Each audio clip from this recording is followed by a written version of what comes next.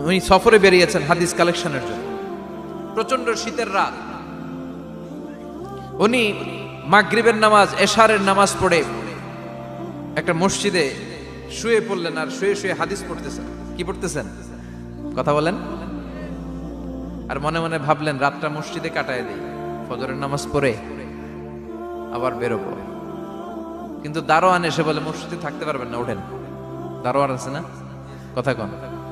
আহমদ ইবনে হাম্বল বললেন আমি শুধু রাতটা থাকতে চাই, আমি তো ফজরেরও মুসল্লি, ফজর নামাজ পড়বো তো এই মসজিদে, আমার থাকতে দাও। দারোয়ান তো দেয় না, কেন?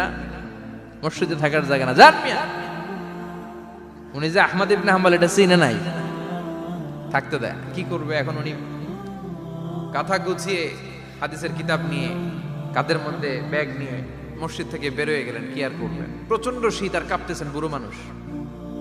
পথিমধ্যে দেখলেন বাজার, বাজার একজন খাব্বাজ, শাবুন খাব্বাজ, যুবক রুটি বিক্রেতা।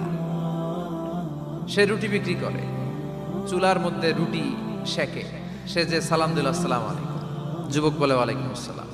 আহমদ ইবনে হাম্বল বলে যুবক, আমার যাওয়ার জায়গা নেই, সফরে বেরিয়েছি, খুব শীতে কষ্ট পাচ্ছি, রাতে যদি তোমার এই চুলা থেকে একটু আগুন পোহাই কোনো সমস্যা? যুবক বলে না না, সমস্যা না, আহলান ওয়া সাহলান, বসে আমদের আসেন আসেন, আপনি আগুন পোহাইলে আমার সমস্যা কি? সুবহানাল্লাহ পড়েন।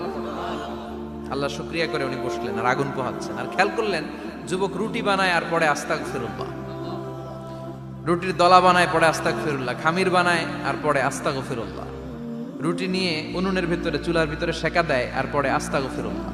দোকানদারের কাছে কেউ আসলেই সে রুটি দেয় আর পরে আস্তাগফিরুল্লাহ।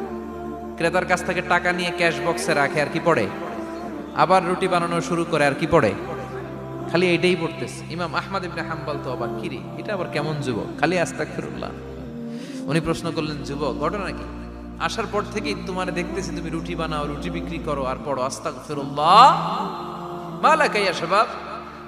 যুবক বলে আস্তাগফিরুল্লাহ আমার সবচেয়ে বেশি পছন্দের আমল, আমি সব সময় আঠার মতো ইস্তেগফারের সাথে লেগে থাকি আর সব সময় পড়তে থাকি আস্তাগফিরুল্লাহ, আর এর বদৌলতে আল্লাহ আমারে মুস্তাজাবুদ দাওয়া বানিয়ে দিয়েছে। আহমদ ইবনে হাম্বল তো অবাক, আনতা মুস্তাজাবুদ দাওয়া, তুমি মুস্তাজাবুদ দাওয়া, রুটিওয়ালা। আমি এত বছর হাদিস পড়াই, আমিও তো মুস্তাজাবুদ দাওয়া না, আর তুমি রুটি বেচো বাজারে, তুমি মুস্তাজাবুদ দাওয়া, তুমি দোয়া করলেই সব কবুল হয়ে যায়। যুবক বলে না, আনা মুস্তাজাবুদ দাওয়া, আমি আমার জীবনে যত দোয়া করেছি কবুল করে নিয়েছে কে? সব দোয়া কবুল করে নিয়েছে আল্লাহ, একটা দোয়া ছাড়া। কয়টা? আহমদ ইবনে হাম্বলের কৌতূহল, কিউরিয়াসিটি আরো বেড়ে গেল। কি? সব দোয়া কবুল হয়েছে, একটা দোয়া ছাড়া। মাযালিকা দোয়া ইয়া শাব, কি সেই দোয়া? যুবক এবার বলতে শুরু করলো, আমার জীবনে যে দোয়াটা আল্লাহ কবুল করে নাই সেটা হচ্ছে আমি আল্লাহর কাছে অনেক চেয়েছি, অনেক দোয়া করেছি যে আল্লাহ, শুনেছি এই জামানার সবচেয়ে বড় মুহাদ্দিস, তার নাম নাকি ইমাম আহমদ ইবনে হাম্বল। আল্লাহ তোমার কাছে আমার চাওয়া, আমি যেন এই ইমাম আহমদ ইবনে হাম্বলরে দেখে মরতে পারি, আমি যেন ইমাম আহমদ ইবনে হাম্বলের হাতে হাত রেখে মুসাফা করতে পারি আর তার কপালে একটা চুমু এঁকে দিতে পারি। আহমদ ইবনে হাম্বল আবেগপ্রবণ হয়ে গেলেন, চোখের পানি ছেড়ে দিলেন, বললেন যুবক তোমার এই দোয়াটাও কবুল হয়ে গিয়েছে।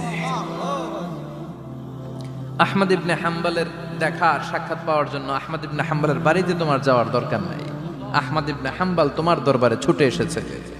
আনা আহমদ ইবনে হাম্বল মুহাদ্দিসুদ দাহর, আমি নিজেই আহমদ ইবনে হাম্বল। যুবক চোখের পানি ছেড়ে দেয়, আহমদ ইবনে হাম্বল চোখের পানি ছেড়ে দেয়। যুবক চিৎকার মেরে ইমাম আহমদ ইবনে হাম্বলকে জড়িয়ে ধরে, হাতে হাত রেখে মুসাফা করে, কপালের মধ্যে চুমু খায় আর আল্লাহর শুকরিয়া করে বলে, ও ইমাম, আসলে এই দোয়াটাও আল্লাহ আজকে কবুল করে নিল। বিশ্বাস হয়? সবসময় ইস্তেগফার করলে আপনার দোয়াগুলোর এইভাবে কবুল করে নিবে কে? এই পাঁচটা জিনিস পাবেন সবসময় যদি ইস্তেগফারের সাথে লেগে থাকেন। রাজি আছেন তো?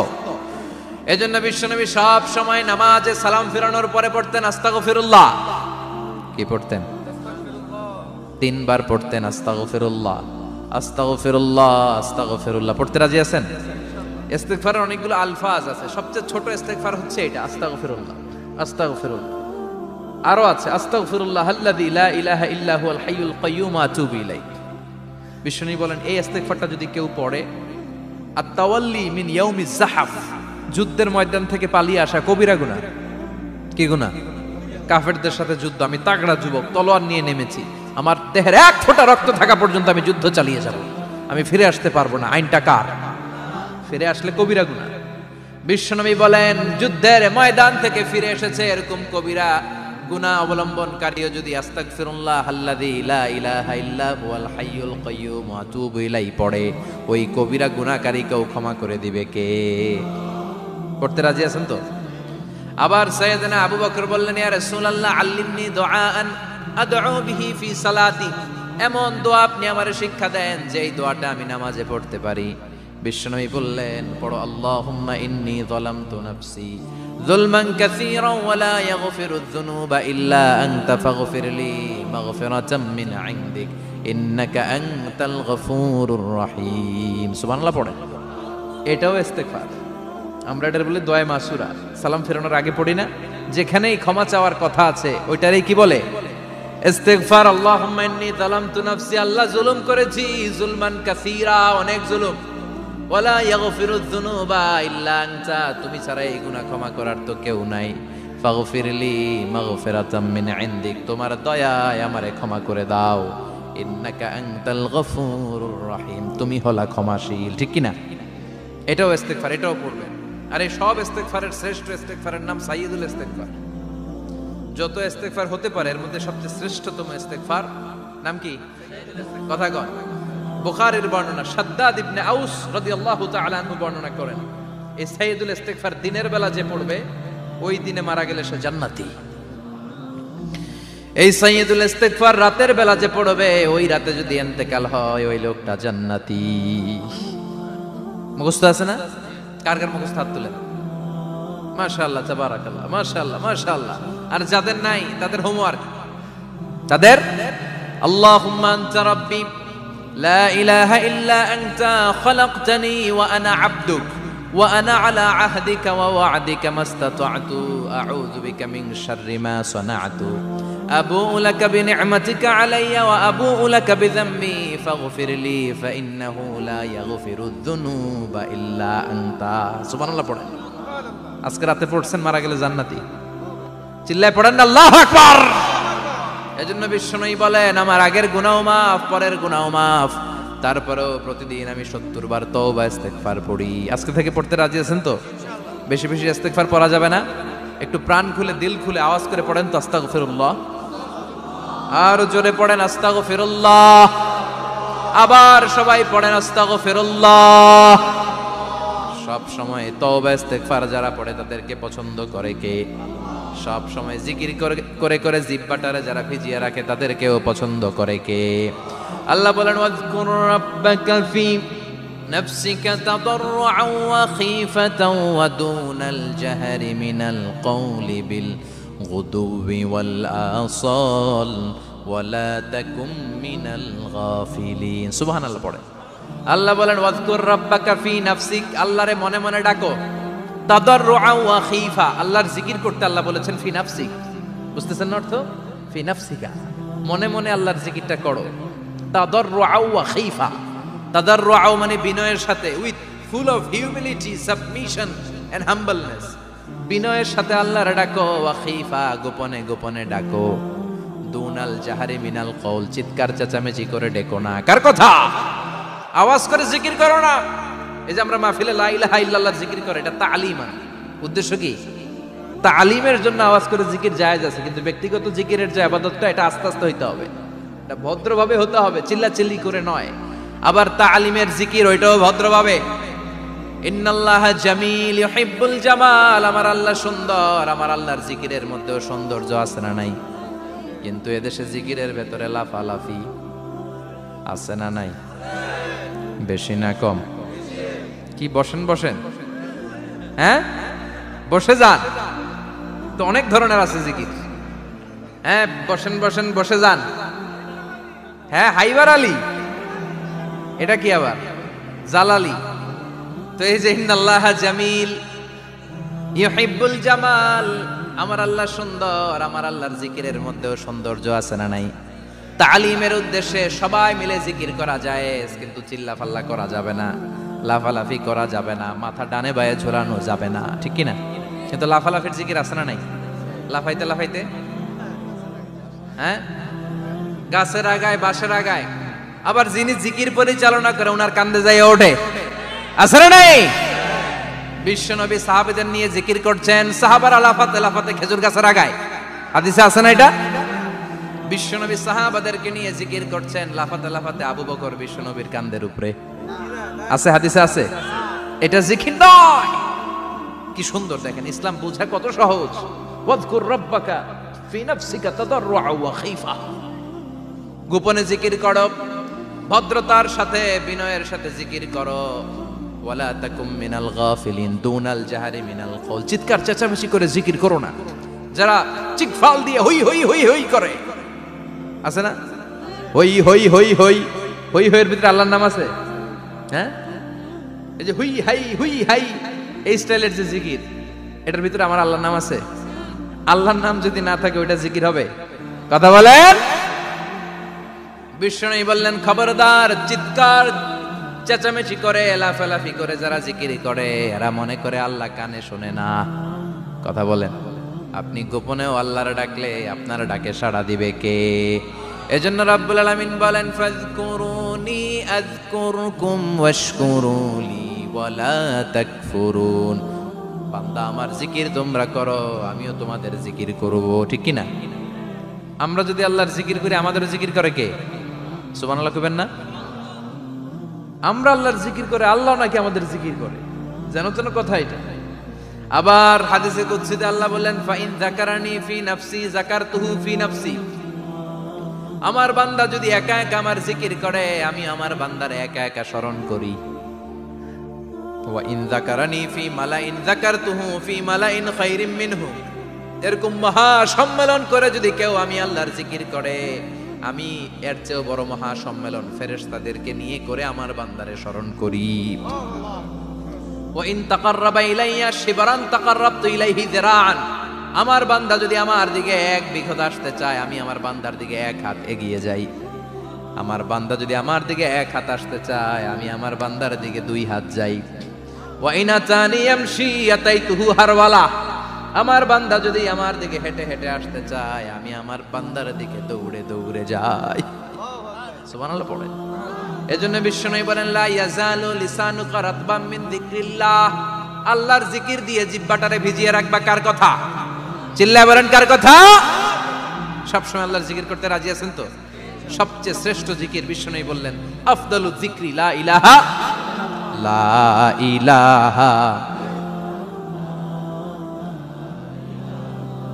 লা ইলাহা ইল্লাল্লাহু মুহাম্মাদুর রাসূলুল্লাহ সাল্লাল্লাহু। সবচাইতে শ্রেষ্ঠ জিকির লা ইলাহা। এর চেয়ে শ্রেষ্ঠ জিকির আছে? কথা বলেন। বিশ্বনবী বললেন, মান ক্বালা লা ইলাহা ইল্লাল্লাহ সিদকান মিন কলবিহি, একনিষ্ঠতার সাথে অন্তর থেকে কেউ যদি জীবনে একবার বলে লা ইলাহা ইল্লাল্লাহ, দাখালাল জান্নাহ। তার যদি পাপ থাকে, অন্যায় থাকে, ওই পাপ আর অন্যায়ের শাস্তিগুলার পরে কোনো না কোনো দিন আমার ওই বান্দা জান্নাতে ঢুকবে। একবার যদি খালিসান মিন কলবিহি সে পড়ে লা ইলাহা ইল্লাল্লাহ, তার জন্য জান্নাতকে অবধারিত করে দিয়েছে কে? আবার এটার নাম আল্লাহ দিয়েছে কালিমায়ে। কথা বলেন। দরাবাল্লাহু মাসালান কালিমাতান তাইয়িবাতান কাশাজারাতিন তাইয়িবাতিন আসলুহা সাবিতুন ওয়া ফারউহা ফিস সামা। সুবহানাল্লাহ। পবিত্র বাণী এটা কালিমায়ে তাইয়িবা। আবু সাঈদ আল খুদরি থেকে বর্ণিত, মুস্তাদরেকে হাকিম আর সহিহ ইবনে হিব্বানে এসেছে। বিশ্বনবী বলেন, মুসা আলাইহিস সালাম আল্লাহর একবার প্রশ্ন করলেন, ইয়া রাব আল্লিমনি দুআআন আদউ বিহি। আপনি আমার এমন একটা জিকির শিক্ষা দেন যে এই জিকির দিয়ে আমি শুধু আপনার জিকির করব, কেউ এই জিকির করতে পারবে না। এই জিকির জানবো শুধু আমি আর জানবেন। কথা কোন? প্রশ্ন করছে কে? হ্যাঁ, কাকে করেছে? আল্লাহ এমন একটা জিকির শিখান যেই জিকির কেউ জানে না, আমি জানবো, আর ওই জিকির দিয়ে প্রাণ ভরে আপনারে ডাকবো। আল্লাহ বললেন, মুসা পড়ো লা ইলাহা লা ইলাহা ইল্লাল্লাহ মুহাম্মাদুর রাসূলুল্লাহ। মুসা আলাইহিস সালাম বললেন, আল্লাহ চাইলাম কি, কইলেন কি? লা ইলাহা তো জাতীয় জিকির, এটা তো আন্তর্জাতিক জিকির, এটা জানে না এমন কেউ নাই। এমনকি হিন্দু ভাইরাও জানে। কথা কন। আল্লাহ আমি তো চাইছিলাম এক্সক্লুসিভ, আমার জন্য স্পেশাল, এর চেয়ে সুন্দর আর কেউ জানবে না, এত সুন্দর একটা জিকির আপনি দিবেন, এটা আমি ডাকবো আপনারে আর আপনি শুনবেন। আল্লাহ বললেন, মুসা এর চেয়ে দামি আমার কাছে নাই। লাউ তাদউ লা ইলাহা ইল্লাল্লাহ ফি কাফা, লা ইলাহা রে যদি মুসা এক পাল্লায় রেখে দাও, ওয়াস সামাওয়াতু সাবউ ওয়াল আরদিন, সাত আকাশ সাত জমিন যদি আরেক পাল্লায় রেখে দাও, লা ইলাহা এক পাল্লায়, সাত আকাশ সাত জমিন আরেক পাল্লায় ওজন যদি দাও, লা রাজাহাত কাফাতু লা ইলাহা ইল্লাল্লাহ, মুসা দেখবা মুহূর্তের মধ্যে লা ইলাহা ইল্লাল্লাহর পাল্লা ভারী হয়ে গেছে। সাত আকাশ সাত জমিন এক পাল্লায়, শুধু লা ইলাহা ইল্লাল্লাহ আরেক পাল্লায়, মুহূর্তে লা ইলাহার পাল্লাটারে ভারী করে দিবে কে? এটা বিপ্লবী বাণী।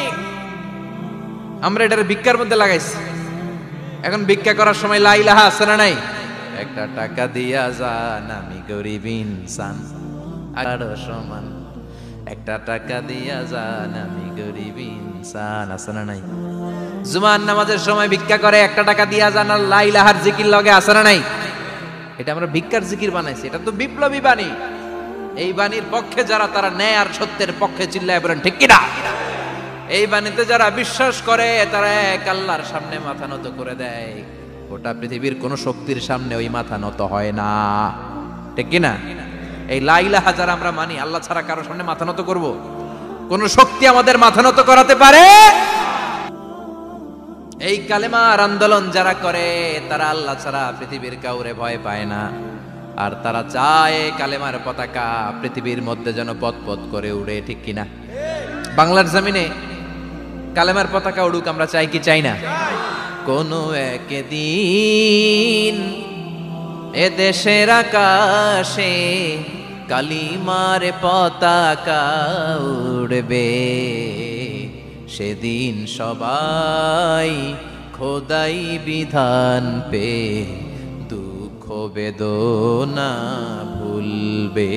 কোনো একদিন এ দেশের আকাশে কালিমার পতাকা উড়বে, সেদিন সবাই খোদাই বিধান পে দুঃখ বেদনা ভুলবে। চিৎকার করে বলেন ঠিক কিনা?